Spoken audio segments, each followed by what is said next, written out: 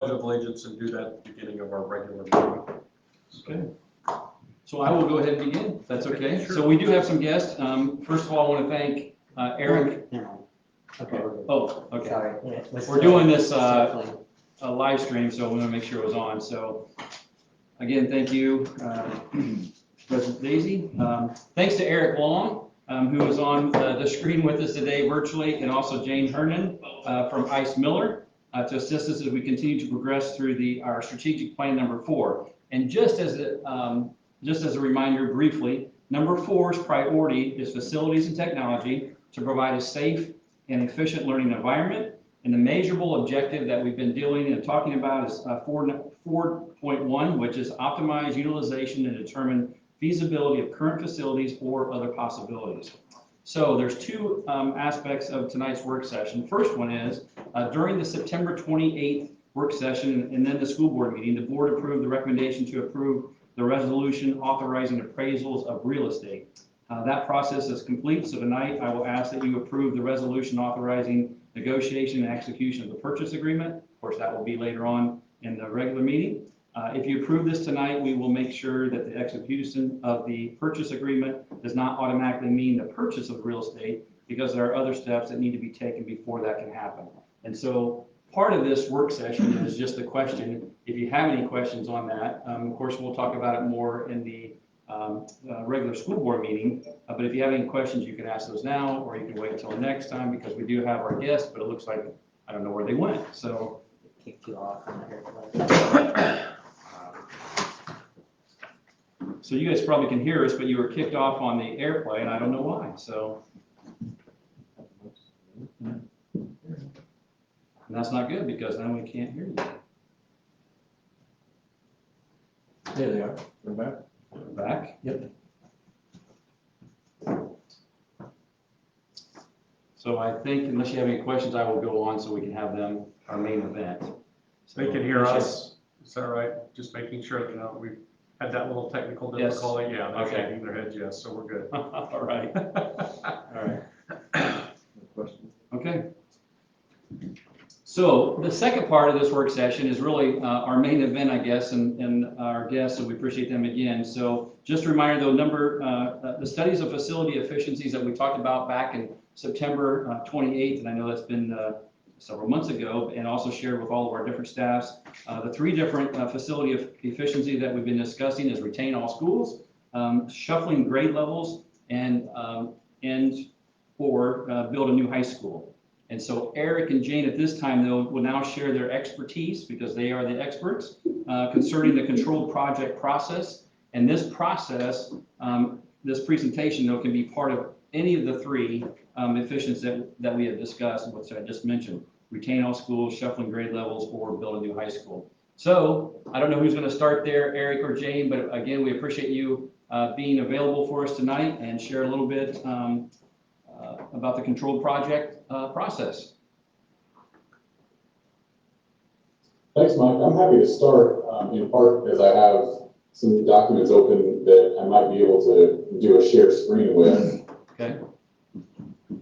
And I would start with, it appears I can't currently share. Well, I can make you a host here if you give me a second. Sure.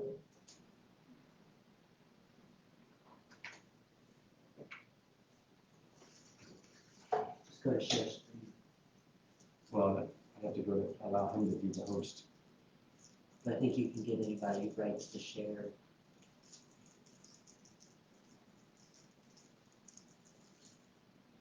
The arrow next to it.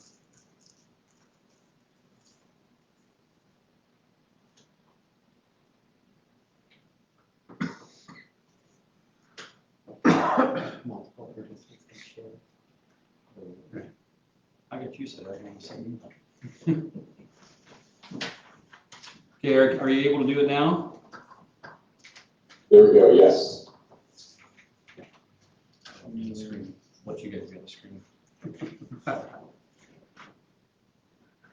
So what I'm attempting to share is a PowerPoint, kind of a table. Can you see that? Yes. Okay, I have dual screens and sometimes it gets messed up, so try to make that full screen. Okay, so as it pertains to projects, any school corporation has different thresholds based upon your individual gross assessed valuation. Within the last couple of years, the General Assembly, the Indiana General Assembly, tied your project thresholds, if you will, to your gross assessed valuation, which typically over time are going to increase, so it kind of becomes sort of an indexed dollar amount. So it also changes every year because that number changes every year. So you'll see on this slide, total project costs for this calendar year, 2022, for MSD of Wabash County. So if you have a project that is less than roughly $5.8 million, you have the exact figure up on your screen, there's no formal taxpayer opposition. It's what we refer to as a non-controlled project. And at the end of the day, any debt issued under that process is within your circuit breaker tax caps. In between that $5.8 million and this figure you see of roughly $12.1 million, again, based upon your gross assessed valuation, if you have a project that has a total cost in that range, that would be subject to what we call the petition remonstrance process.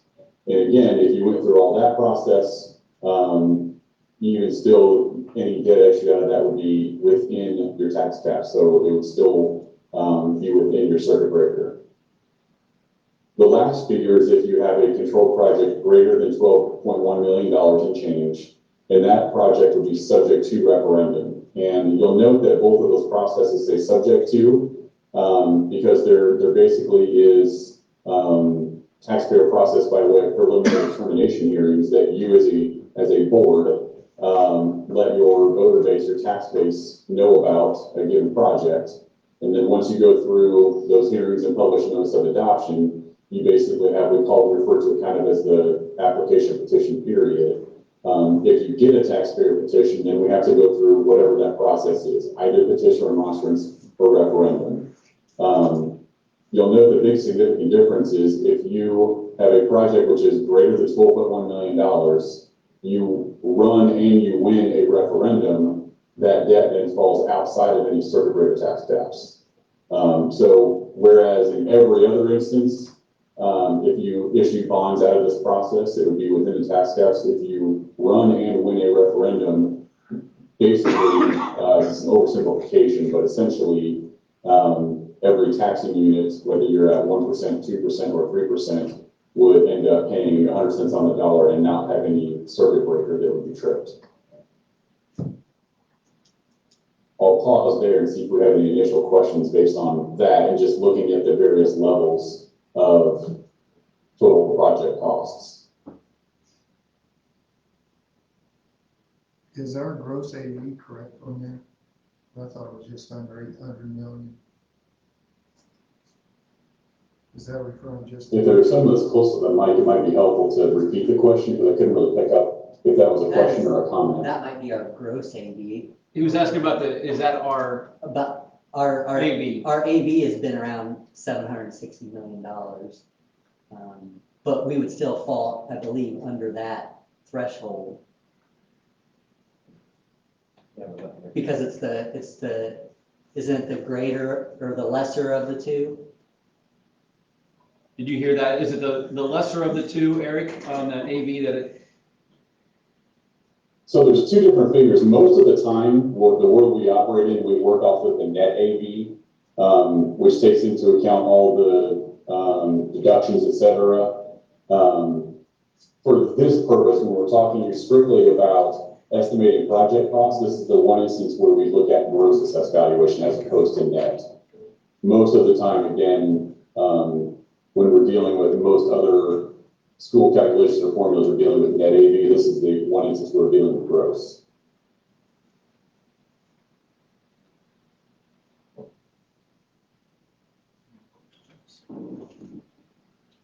Yeah, I don't see any other questions on that, Eric. Thank you. Okay. I'll stop sharing that screen then.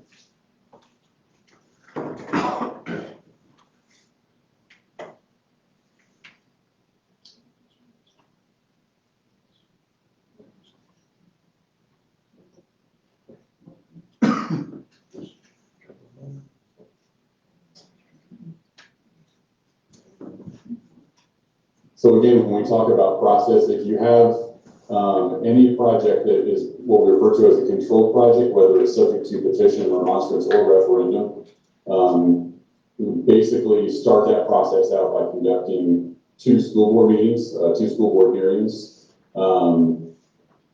There's no set limit on how far apart those meetings have to be, so they could be within your regular confines of your typically twice a month board meetings. They could be spaced further apart, whatever you prefer.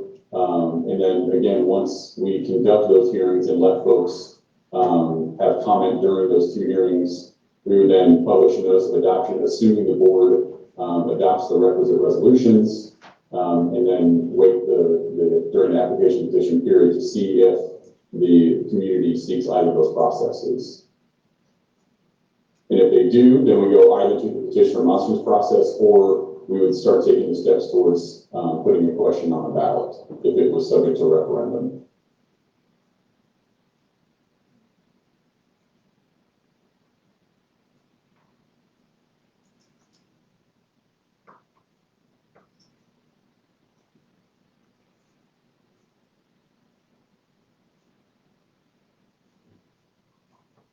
Any other thoughts or questions based on that? Nope, you explained that very well. Thank you.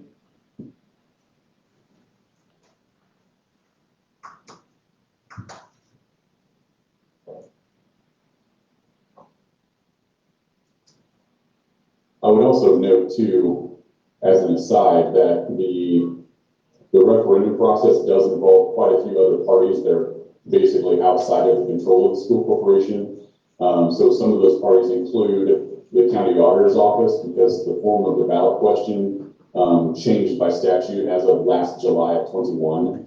So now we have to work with the county auditor, who does a certification on various percentages that have to go into the public question. We work with the county election board to do preliminary and final approvals of what the form of that public question would look like on the actual ballot. And then we also have to work with the DLGF, because they also are statutorily required to review a ballot question. They're given a certain time frame to do that. So there are a lot of other steps that have to take place, and they all have a deadline. So I say that just to say that you basically have to work backwards quite a bit in order to, if you do want to put something on a ballot in particular, you have to work backwards quite a bit to conduct your own approvals and then go through the approval process with all of the other parties. In regards to the ballot process, is there a requirement as to which ballot it's on, primary versus general? Can it be on a primary, or does it have to be on a general? Does it have to be on a primary? As of right now, it could be on either primary or general.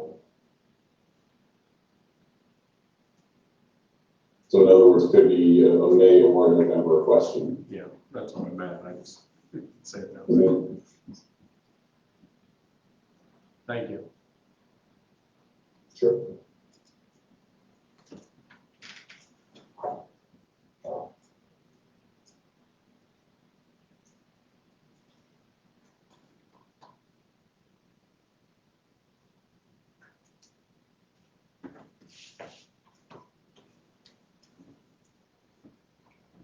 We're having great wait time. As teachers, sometimes we don't give them the 3 to 5 seconds for a wait period, Eric, but we're doing a great job here, so but it's good.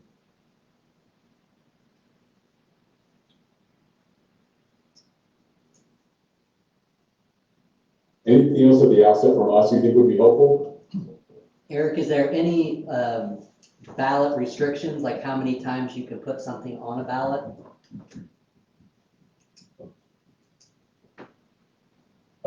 That's a good question. So the short answer to that is, if a ballot question is successful, obviously we would move forward and issue the bonds and continue on with the project. If it was unsuccessful, that particular project as described would be considered defeated for a period of 2 years.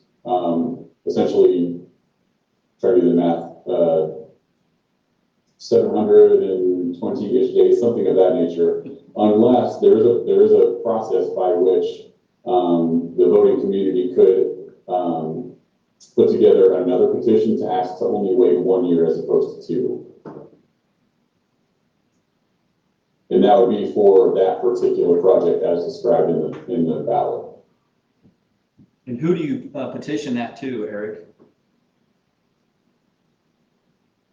I have to go back and look at the statute. Let's see, do you have it at your fingertips on Oh, that's okay. who that goes to? Is that the OGF? It'd be go to the clerk, I believe, Yeah, and they'll okay, get okay. certified. They'd go to the county clerk, they would certify the number of taxpayer signatures. If there weren't sufficient taxpayer signatures, then it would go to the county auditor and they would certify the, voters first, then the auditor would look at the taxpayers. And if you had enough, then that's all that would happen. You could go ahead and start that over again. It would just go in your file, basically.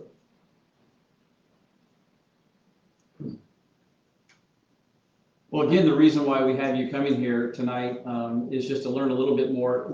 Eric, of course, and Jane, you've worked with us for quite a while as far as our bond council. But when we talk about our strategic plan number 4 and talk about different options that we have, these are some things that we just want to make sure that the school board learned a little bit more about this. You know, we talked about it. We've learned about, legislatively, we learned about different things too. And even the question that Mr. Daisy had, there was some legislation at one time that it could only be on the November ballot, but that has not been passed, of course. So it still is the November or the May, but that's some things that legislators were looking at also.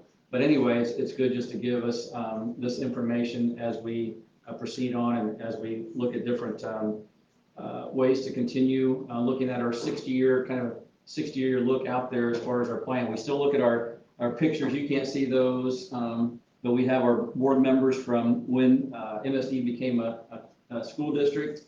And I know that they had a lot of thoughts about, what's it going to look like 60 years from now. And I think that's what our goal is too, is to say, what is our long range goal and plan for the next, 40, 50, 60 years. So appreciate your time here.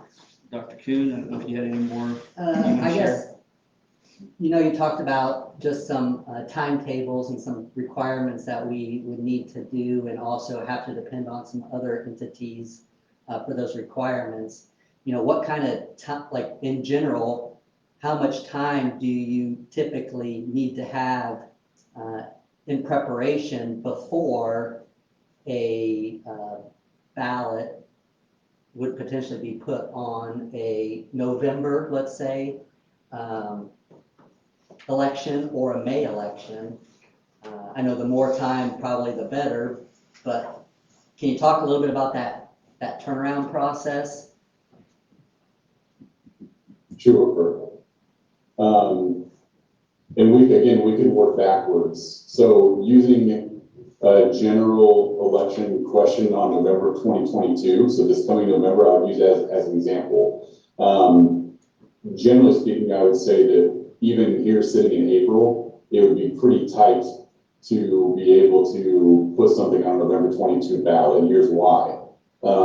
The deadline to have all of the action done, so recall that I mentioned a few moments ago that we have to work with the county auditor, the county election board, and the DLGF, all independently and all kind of at different, potentially overlapping times.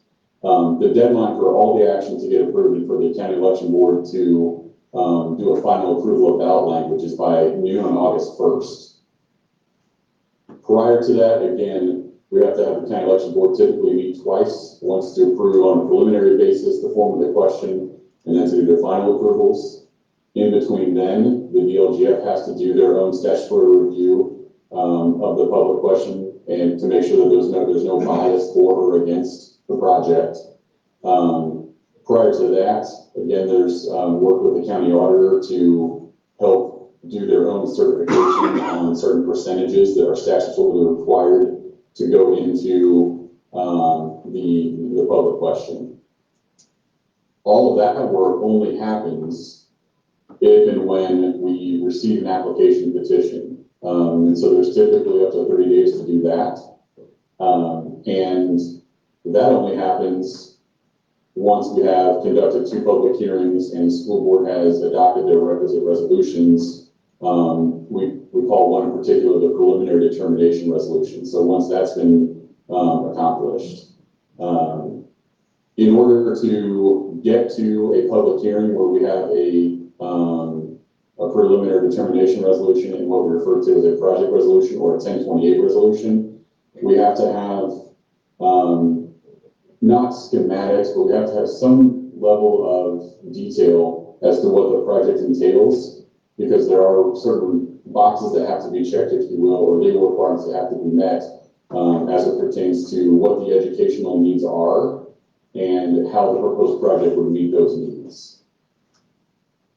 So again, and doesn't have to get down to a certain design level, but just enough to be able to let the public know in some level of detail what the project is. And Jen, if you have any more thoughts on those particular requirements. Well, I think you did a great job going through the legal requirements, and, basically the summary is, in order to get something on a November ballot, all of those things that Eric just went through has to be done by August 1 by statute, period. For May, all those things have to be done by about the third week in February. That's just the legal steps. The part that is much more difficult, and Eric certainly has been in a lot more conversations with your administration than I have lately, but to the extent that you need to have a question on the ballot because of circuit breaker or because you think that somebody else in the community is going to put it on the ballot, then there's a lot of upfront preparation time, because in the best situation, it is hard to win a capital referendum. And as Eric mentioned, the General Assembly changed the form of the question and some of the restrictions here last year. Going to this May election, we have a handful of schools that are doing a capital referendum and a few that are doing an operating referendum. So it'll be very interesting to see how that change in the form of a question changes the success rate. I was trying to pull up some of our statistics. We have some stats about what the percentage of success has been in capital referendum and operating referendum. But the capital is not nearly as successful in the school referendum world as the operating is. There's several reasons for that. But I would say to plan for having a referendum, especially if it's a project that's complicated, like you're moving kids, you're changing buildings, you're changing configurations. There's a lot of upfront conversations that have to happen, and not just with your school community, but unfortunately, the people who vote regularly in elections aren't necessarily the people who are in your buildings every day. My guess is if you would ask your clerk for a copy of all the registered voters in your school corporation and compare it to your parent and teacher list, you probably would be surprised at how many people aren't registered voters. And so when you're looking at a referendum election, all of a sudden you're looking at a really different way to talk about the project. What is going to make people who regularly vote in that election that you're going to be on, that ballot, whether it's May or November, what would make them vote yes? Because it's going to certainly look like, and in many ways probably is, a place where you are raising their taxes. And so if you add to that anything that moves their cheese, or they're mad about something else, like a basketball coach or UMass or you name it, all of a sudden the chances of success on a referendum ballot becomes even more difficult. And I'm not trying to be negative, I'm trying to make sure everybody understands the time and what it takes to educate a community and get to a place where you can have a successful referendum. It's a lot more than just the legal steps. And many of you all know that. I mean, you saw Wabash City run their referendum a number of years ago, and that operating referendum, how painful that was to a community. But I don't know if you have more questions about that. I don't know, Eric, if you can pull up the form of the question. I was just Yeah, I was gonna updating. ask, could you, like, what is it in Yeah, the question that's been changed that has made it more Let confusing? me send this to Eric, and it's a Word document, Eric, but I added the new questions for the three that were easiest, so hopefully you'll get it. I put on there what Vigo County's question looks like, Lebanon Schools question, and Franklin Township. They're all going to an election here in 21 days. And you're gonna see, sometimes we have bulleted versions of it. I didn't have a chance to do that while you were talking. But as you go through it, you can kind of walk through the question once Eric gets it up on the screen there. And you're gonna see it's ugly for a couple reasons.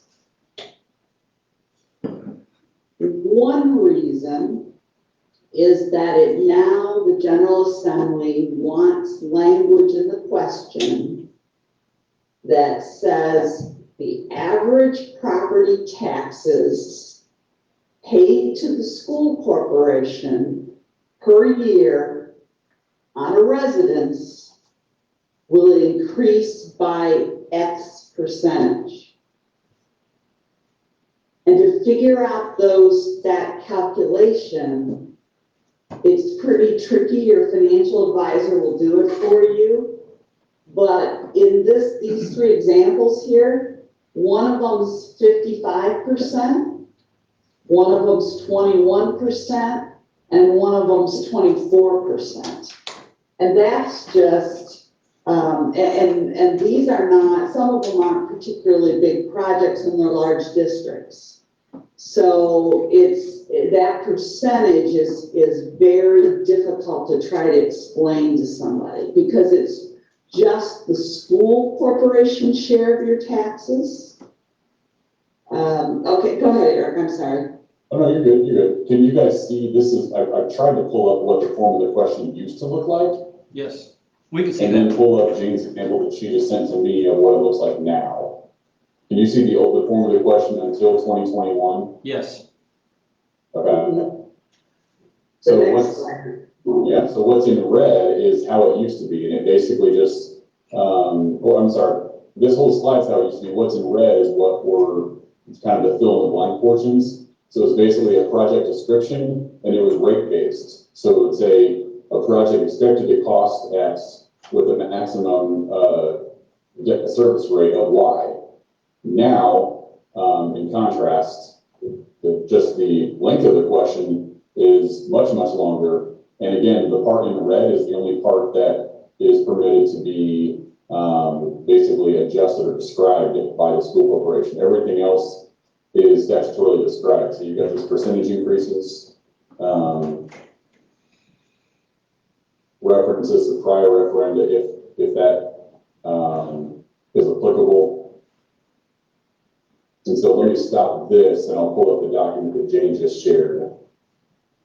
And again, those are based off of averages, right? So it may not, Yeah. that average may not apply to me, or it may apply to me differently than it would apply to you, because it's an And average.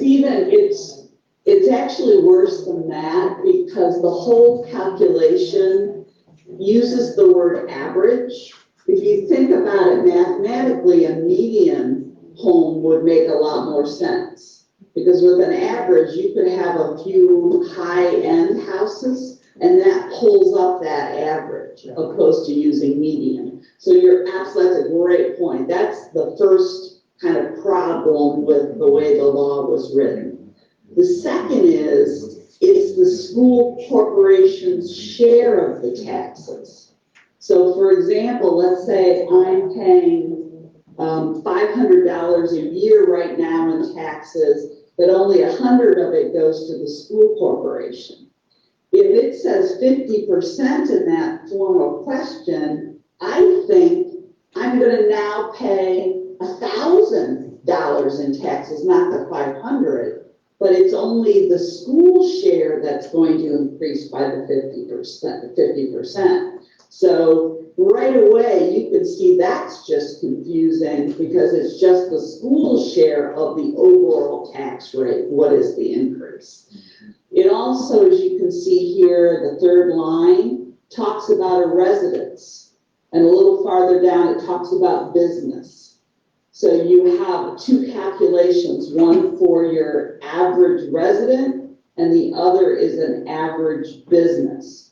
There's nothing in there about the 2% people, so nothing in there about rental property or farm, for example.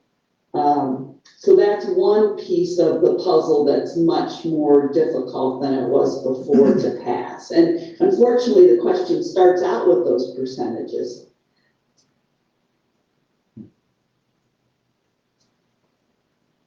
So Jane, So that's one of, so our schools then, because when this first came out, we knew about the average and we knew that was going to be very, very confusing. So are schools putting out more information then to try to explain it more, or are you allowed to do that? Or to explain what this really means? Yes, I mean, you can factually try to explain it. The difficulty is you're still raising people's taxes in many cases because this is outside the tax caps, and that's a whole nother conversation. It's very difficult to explain. And when you have anybody who's opposed to you because they just don't want to pay more, even $1 more, this percentage is just easy to throw at it. As I talked to a superintendent today, one of these superintendents, and they said, you know, usually the taxpayers, our community doesn't want to believe the government. All of a sudden now they believe the 55% and 50% in this question, because if you're opposed to it, it's right in the question. You know, that's just very difficult to explain. Yes, you absolutely can. You can put a calculator on your website, have a place for people to put in, look up their own assessed value or on their own property and see how much their annual bill will increase, but it is hard and it's confusing. And then when you add to it things that are reconfiguration of space or complicated projects, that's a lot to explain at a quick election, I guess is my point. This is the kind of stuff you have to have quite a few meetings with your staff, maybe even put together a group of community members who are well connected so that they can answer this when they're in the barber shop or when they're, you know, at the farm bureau or whatever. So when those questions come up, you have advocates out in the community who can say, no, it's not going to be 50 cents. Here's how much it really will affect you, etc. I don't know if you want to scroll down, that Vigos is there, but the Lebanon and then Franklin Township is there as well. Mm-hmm. And in Lebanon's case, they're actually replacing an existing referendum. So it's coming to an end. They got one approved, I don't know, 10, 12 years ago. They paid it off quickly. So this actually will not change the tax rate that the people in that community are paying, and yet it still has percentages of 21% in it because of the way it's calculated by the statute.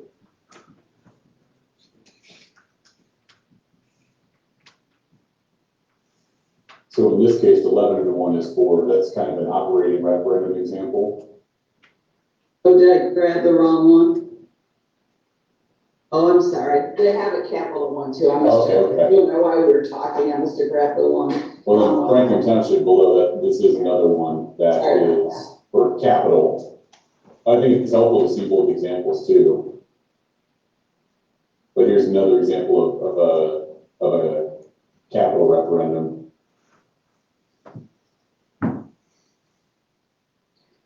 There is a lot of conversation out there to see whether it's possible that this question can get modified. But partly because there are a lot of schools who need to come back, as Eric was just saying, for operating referendum. And this language makes it very difficult to even win a renewal of an operating referendum. So it's possible that next session we could get some changes to it. It's hard to say. Certainly, if you're ready to go and ready to move forward, you wouldn't wait necessarily for that. I will say one other thing about the planning part. Again, it doesn't have anything to do with the legal steps, but I guess if I were on a school board or in an administration, I do think I might consider having some real polling done. So when you get to the point where you think you know which of these options is the right one, and you think you know about how much it's going to cost and therefore what type of tax rate we're talking about, before you actually start those formal legal steps that Eric was mentioning, I would consider having some kind of polling done. I know sometimes people don't want to spend the money on that, and I certainly understand it, but I think it is important to try to hear from those people who usually vote, what is it going to take for them to vote yes?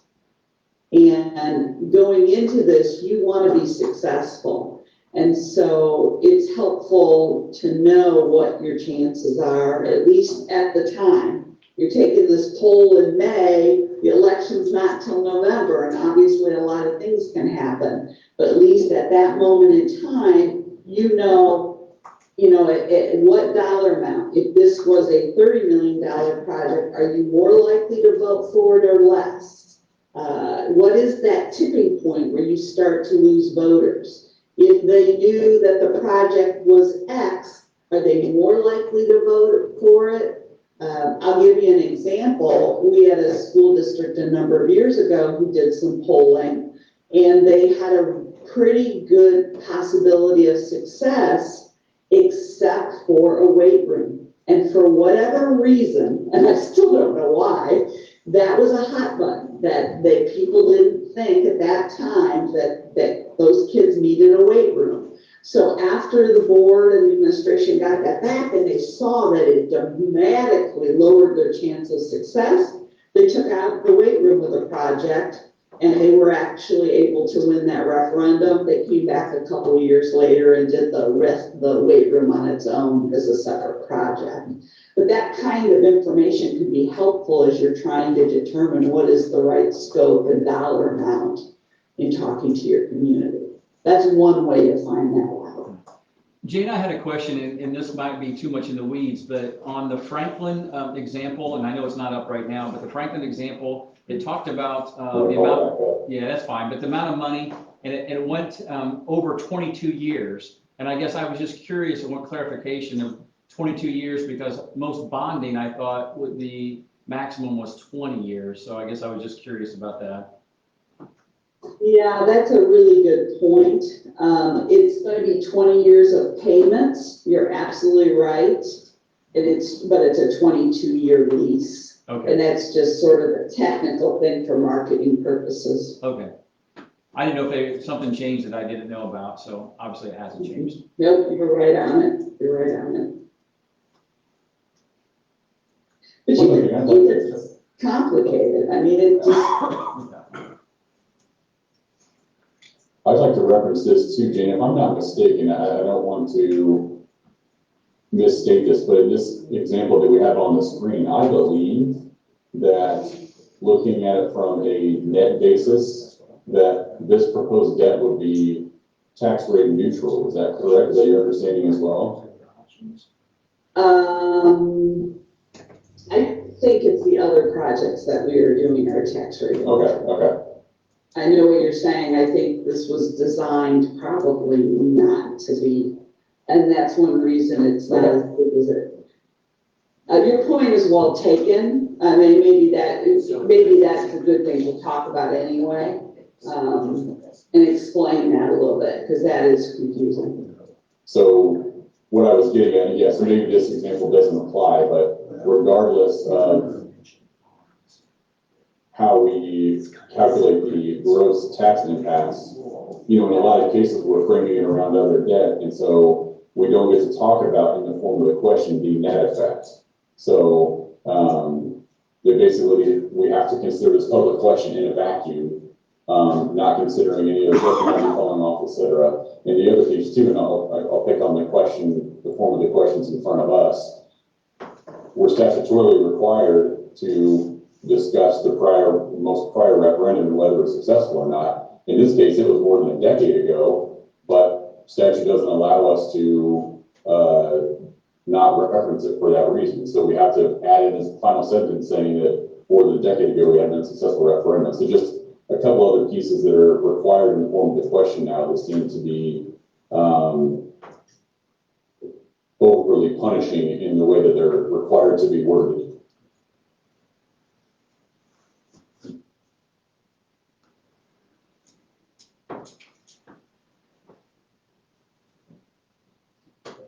All right, well, we'll get it. And as people, Go ahead, Jay.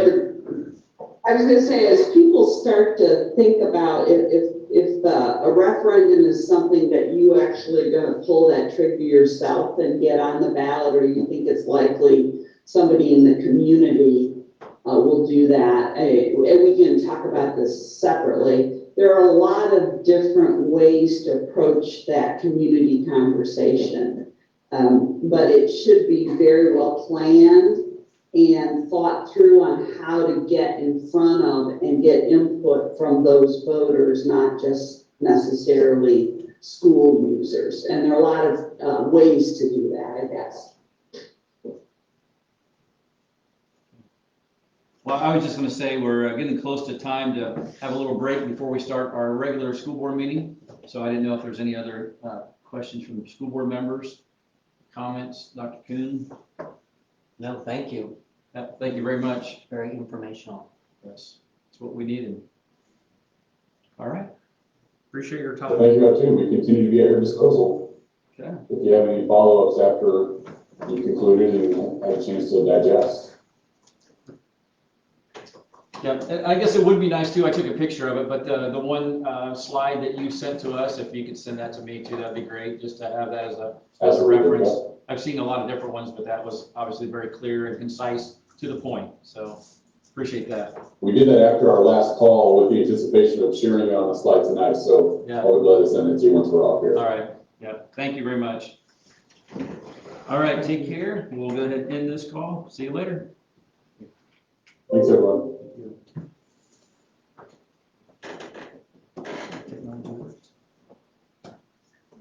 All right, we got 15 minutes before we start. Before we take a break, was there any discussion we wanted to have with them offline? Give you guys every opportunity. The first column, Chris, when he says like, the first slide, project, that would be like we've done in the past where we put a building is one project. Those they called it a non-control project, and so that's what we have been doing. We've been staying within a threshold and just doing little projects here and there over 2 to 3 year period of time. And that, all that requires is just board approval. Then anything beyond that is when you run into either the remonstrance phase or referendum. It wouldn't be as large of an amount, it was like 5 million if I recall, just from my memory. It was like 5.8. Yeah, you think that's realistic? Because I thought it was back about 2 or 3 million. It used to be pretty low and it's increased over time. And like he said, it will continue to increase over time, but it's not going to increase significantly.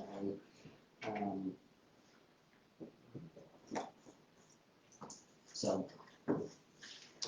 Anything else? All right, let's adjourn this work session and we'll be back here at 6 for a regular public board meeting. Good.